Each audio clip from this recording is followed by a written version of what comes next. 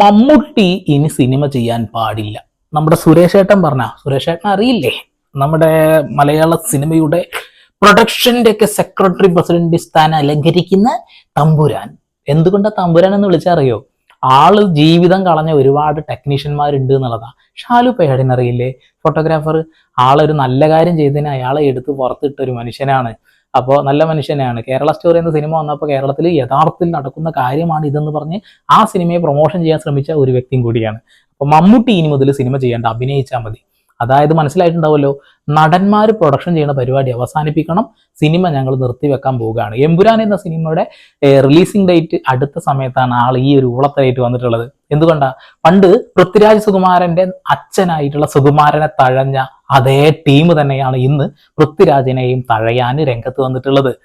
ഇങ്ങനെയുള്ള കുറെ ടീംസ് ഉള്ളത് എന്തായാലും നല്ലതാണ്. നമുക്ക് ഓരോ കാര്യങ്ങൾ മനസ്സിലാക്കാൻ പഠിക്കാനൊക്കെ നല്ലതാണല്ലോ.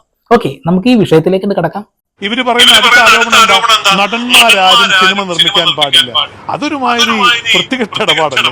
ഞങ്ങൾ മാത്രമേ നിർമ്മിക്കാവൂ, ആര് പ്രൊഡ്യൂസേഴ്സ് അസോസിയേഷൻ മാത്രമേ നിർമ്മിക്കാവൂ, ബാക്കിയുള്ളവരൊക്കെ പണിക്കാരാണ്. അപ്പൊ ഈ സിനിമ ഫ്രട്ടേണിറ്റിയിൽ സിനിമ ഇഷ്ടപ്പെട്ട് വന്നിട്ടുള്ള ആൾക്കാരൊക്കെ മണ്ടന്മാരാണ്.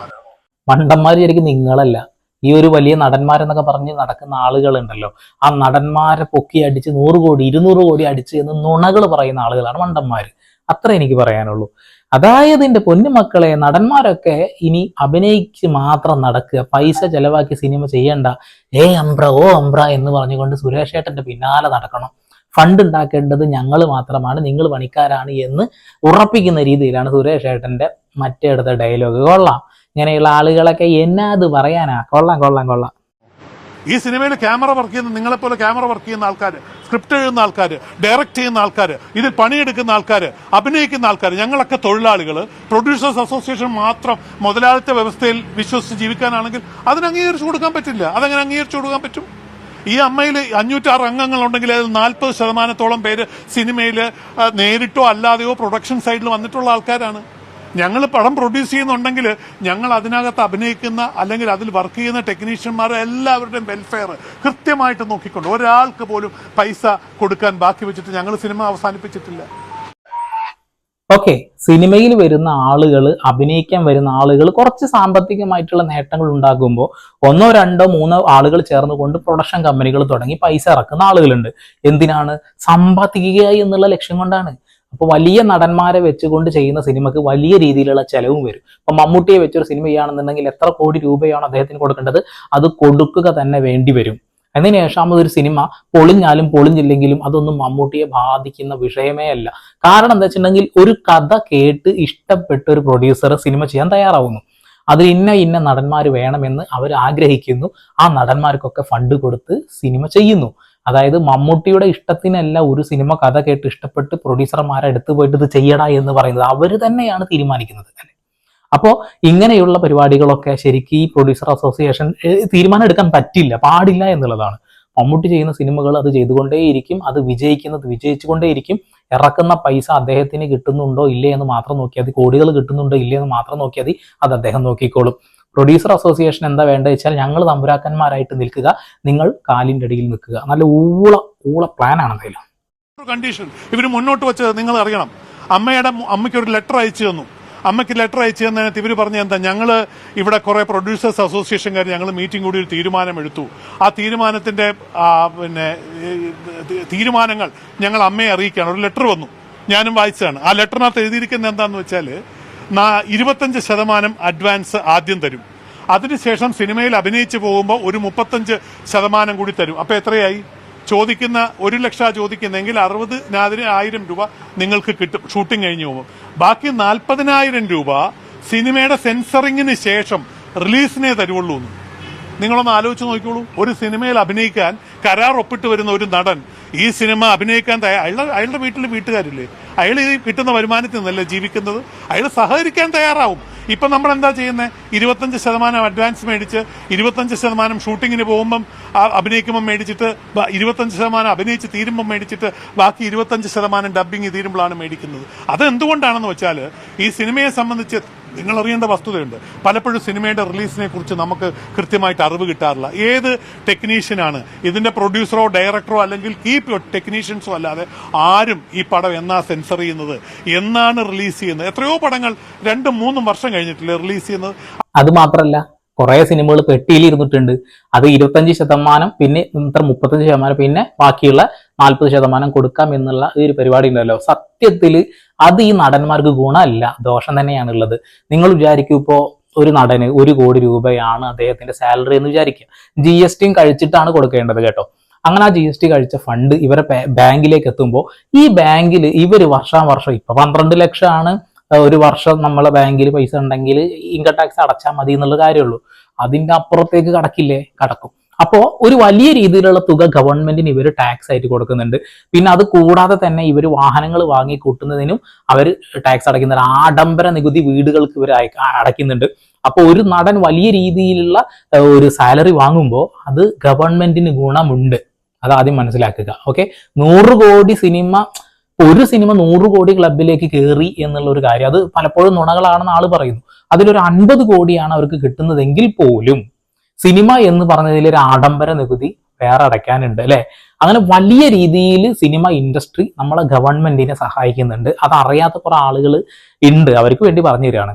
ഓക്കെ, അപ്പോ നടന്മാരായിട്ടുള്ള ആളുകൾ ഇങ്ങനെ ഒരു രീതിയിലൊരു സൈൻ ചെയ്യുകയാണെങ്കിൽ സിനിമ പെട്ടിയിലിരുന്നാൽ ബാക്കി 40% കിട്ടില്ല. ഓക്കെ, അത് വേറെ കാര്യം. ഈ ഒരു വിഷയത്തിൽ പൃഥ്വിരാജും നമ്മളെ ആന്റണി പെരുമ്പാവൂരും അല്ല കൃത്യമായ നിലപാടെടുത്തിട്ടുണ്ട്. പോയി പണി നോക്കടാ എന്നാണ് പറഞ്ഞിട്ടുള്ളത്. അത് നല്ലൊരു തീരുമാനമായിട്ട് എനിക്ക് തോന്നിയിട്ടുണ്ട്.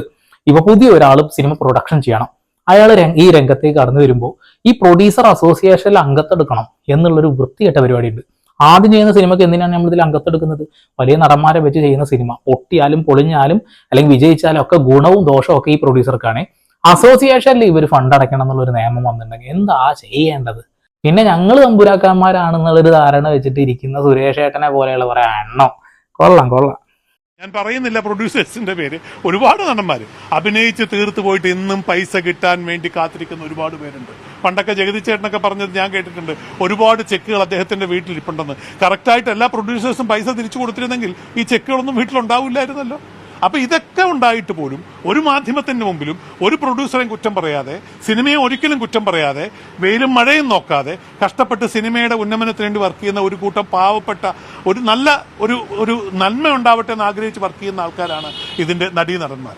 അവരുടെ കച്ചവട വ്യവസ്ഥ ഏറ്റവും കൂടുതൽ ഉപയോഗിക്കുന്ന പ്രൊഡ്യൂസേഴ്സ് തന്നെയാണ്. തീർച്ചയായിട്ടും പ്രൊഡ്യൂസർമാർ തന്നെയാണ് അതിന്റെ കൃത്യമായിട്ടുള്ള ഒരു കച്ചവട തന്ത്രത്തോടു കൂടി മുന്നോട്ട് പോകുന്നത്. എന്നാൽ ഇതിൽ ഗുണം നടന്മാർക്ക് ഉണ്ട് താനും. സിനിമയിലൊരു 4-5 സിനിമക്ക് അഭിനയിച്ചെന്ന് ക്ലിക്കായി കഴിഞ്ഞാൽ ഇവരുടെ ഫണ്ട്, ഇവരുടെ സാലറി കൂട്ടും. ആ സാലറി കൂട്ടുന്നത് ബന്ധപ്പെട്ടുള്ള പ്രശ്നം അവിടെ നടക്കുന്നുണ്ട്. അത് നമ്മൾ ചർച്ച ചെയ്യുന്നില്ല, ഒഴിവാക്കി പണ്ടാരെ പറഞ്ഞ പോലെ. പക്ഷെ ഈ ഒരു സിനിമയൊക്കെ കഴിഞ്ഞ് കഴിഞ്ഞാൽ ഇവർക്ക് പുതിയ പരിപാടികൾ പുറത്ത് കിട്ടും, ഇനാഗ്രേഷനും കാര്യങ്ങളൊക്കെ ആയിട്ട്. അതിനും കിട്ടുന്നത് ലക്ഷങ്ങളാണ് അല്ലെ. അത് വാങ്ങി മുന്നോട്ട് പോയാൽ പോലും ഇവർക്ക് അത്യാവശ്യം സാലറി ഉണ്ടാവും. ആ ഒരു കാര്യം കൂടി നമ്മൾ മനസ്സിലാക്കണം. ഇതിന്റെ ഗുണം ഞാൻ പറഞ്ഞല്ലോ നമുക്കും കൂടി ഉണ്ട്. ഇവർ അഹങ്കാരം കാണിക്കുമ്പോൾ ഇവർക്ക് ഫണ്ട് കിട്ടുന്ന അതിന്റെ ഗുണം നമുക്കുണ്ട്. ഓക്കെ, എന്തിനാണ് ഇനി നടന്മാരെ ഇതിലേക്ക് വലിച്ചിഴക്കുന്നത് വെച്ചിട്ടുണ്ടെങ്കിൽ ഓൾറെഡി മമ്മൂട്ടി, മോഹൻലാൽ, സുരേഷ് ഗോപി അങ്ങനെ എല്ലാ നടന്മാരും വലിയ രീതിയിലുള്ള സാലറി വാങ്ങുന്നുണ്ട്. അതുകൂടാതെ വലിയ പൈസ കയ്യിലുണ്ട്. അതുകൊണ്ട് ഇവർ സ്വന്തമായി പ്രൊഡക്ഷൻ കമ്പനി തുടങ്ങുമ്പോൾ ഇവരുടെ സിനിമ ഇവർ തന്നെയാണ് വിൽക്കുന്നത്. മമ്മൂട്ടി എന്ന് പറയുന്ന ഒരു നടന്റെ സിനിമ എന്തായാലും ക്ലിക്കാവും, എന്തായാലും വിജയിക്കും. ആ സിനിമക്ക് ഇറക്കിയതിന്റെ ഇരട്ടിക്ക് OTT-യിൽ നിന്നും കിട്ടും, അല്ലാതെയും കിട്ടും. ഇതാണ് നമ്മളെ സുരേഷ് ഏട്ടൻ പറഞ്ഞത് OTT-യിൽ സിനിമ എടുക്കുന്നില്ല എന്ന്. അത് എന്തുകൊണ്ടാ വെച്ചാൽ നിങ്ങൾ ചെയ്യുന്ന സിനിമയിൽ താരമൂല്യം ഇല്ലാത്തത് കൊണ്ടാണ്. താരമൂല്യം എന്നുള്ള സാധനം ഉണ്ടാവണമെങ്കിൽ അവർ അത്യാവശ്യം ജനങ്ങളുടെ ഹൃദയത്തിൽ കയറിയിരിക്കണം. മമ്മൂട്ടി, മോഹൻലാലും പൃഥ്വിരാജൊക്കെ കയറിയ പോലെ കയറാത്ത നടന്മാരെ കൊണ്ട് നിങ്ങൾ സിനിമ ചെയ്യുന്നത് കൊണ്ടാണ്. അങ്ങനെ ചെയ്യരുത് എന്നല്ല ഞാൻ പറയുന്നത്, അങ്ങനെ തന്നെ സിനിമ ചെയ്യണം. ആളുകളെ രക്ഷപ്പെടുത്തുക എന്നുള്ള ലക്ഷ്യം നിങ്ങൾക്ക് വേണം. പക്ഷേ കോമൺ ആയിട്ടുള്ള ഒരു സാലറി സ്കീം കൊണ്ടുവരണം എന്ന് കേന്ദ്ര ഗവൺമെന്റ് ബഡ്ജറ്റിൽ ഒരിക്കലും അവതരിപ്പിക്കാനുള്ള ശ്രമം നടത്തിയിട്ടുണ്ടായിരുന്നു. വലിയ രീതിയിലുള്ള ഫണ്ടിങ് ആണ് സിനിമയിൽ നടക്കുന്നത്.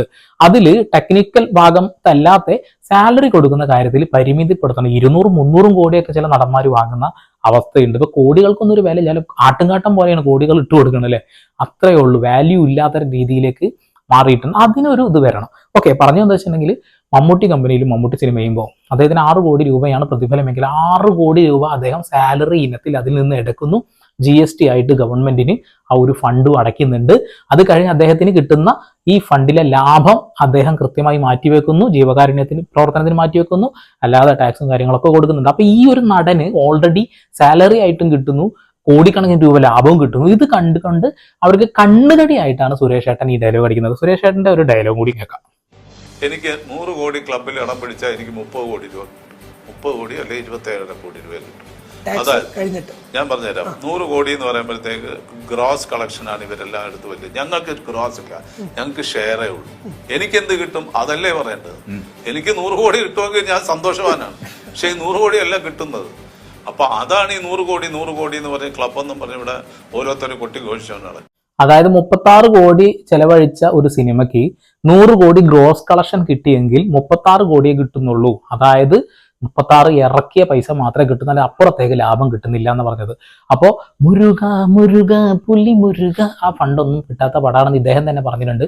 അങ്ങനെ ഒരുപാട് സിനിമകൾ ഇപ്പൊ ലാസ്റ്റ് ആ ഡയലോഗ് കേൾക്കാം. മലയാളത്തിൽ മാക്സിമം കളക്ട് ചെയ്തിട്ടുള്ള ഒരു സിനിമ എന്ന് പറയുന്നത് 40 കോടി രൂപയല്ലേ വരത്തുള്ളൂ. 40 കോടി രൂപയുടെ അപ്പുറത്തേക്ക് ലാഭം അല്ലെങ്കിൽ കളക്ട് ചെയ്തിട്ടുള്ള സിനിമയില്ല. ആ എന്താണ് കളക്ട് ചെയ്തെന്ന് ഉദ്ദേശിച്ചിട്ടുണ്ടെങ്കിൽ 100 കോടി ക്ലബിലൊക്കെ കയറിയിട്ടുണ്ടാവും, ചിലപ്പോൾ 200 കോടി ക്ലബിൽ കയറിയിട്ടുണ്ടാകാം.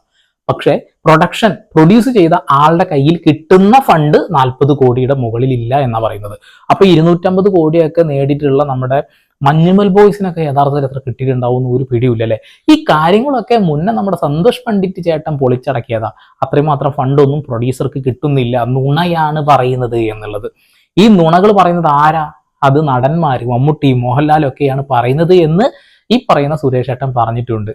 അത് എന്തുകൊണ്ടാണ് പറയുന്നത് എന്ന് വെച്ചിട്ടുണ്ടെങ്കിൽ അവർക്ക് ഹൈപ്പ് കിട്ടാനാണ് എന്നാ പറയുന്നത്. ഓക്കെ, ഏതൊരു മനുഷ്യനാണെങ്കിലും അയാളുടെ പേര് വലുതാക്കി കാണിക്കാനുള്ള ശ്രമം നടത്തിക്കൊണ്ടേയിരിക്കും.